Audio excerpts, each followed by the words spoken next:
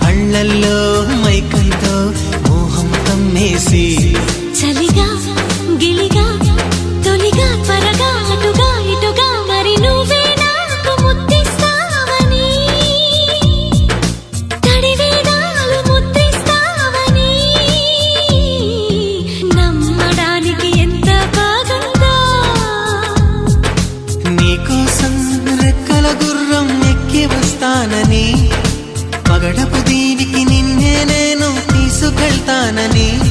ఇక ఏ నాటికి అక్కడే మనము ఉంటామని నమ్మడానికి ఎంత